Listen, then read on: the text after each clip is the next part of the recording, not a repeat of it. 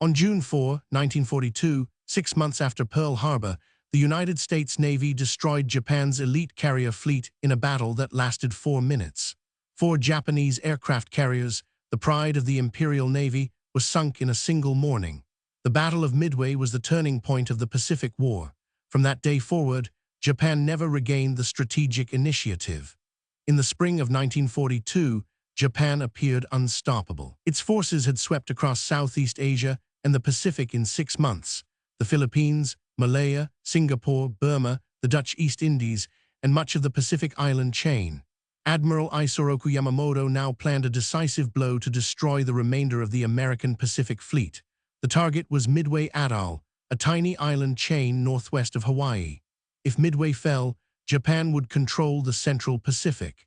Yamamoto was confident of victory. Unknown to Yamamoto, American codebreakers at Station Hypo in Pearl Harbor had broken the Japanese naval code.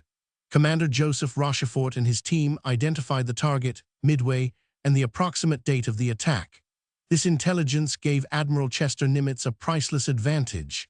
He positioned his 3 available carriers, Yorktown, Enterprise, and Hornet, northeast of Midway, where the Japanese did not expect to find them. The Japanese attack on Midway began at dawn on June 4 with an airstrike on the island itself. The defending fighters inflicted losses but failed to stop the bombardment. A second strike was ordered. At that moment, Japanese flight decks were crowded with aircraft being rearmed from anti-ship to land attack ordnance. Bombs and torpedoes lay exposed on the hangar decks. Then American dive bombers arrived. Lieutenant Commander Wade McCluskey, leading the Enterprise dive bombers, had been searching for the Japanese fleet for nearly 2 hours with fuel running low.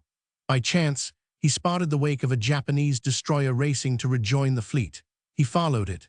His bombers arrived over the Japanese carriers at almost precisely the same moment as those from Yorktown.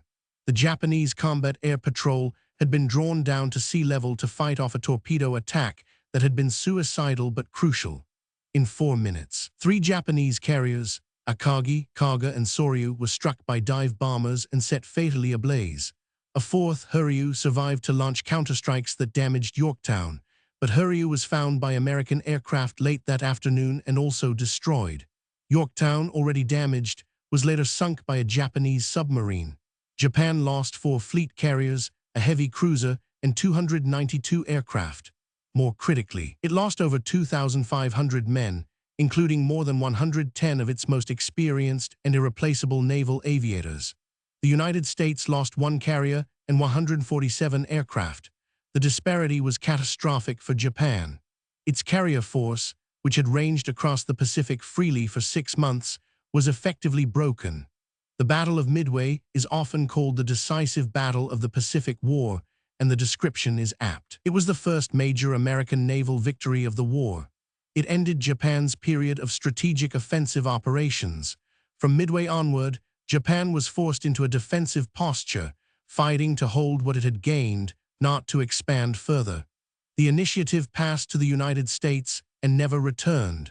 What made Midway extraordinary was its combination of intelligence, courage, and improbable timing. American torpedo bombers flew into devastating Japanese fire without fighter escort and were nearly annihilated.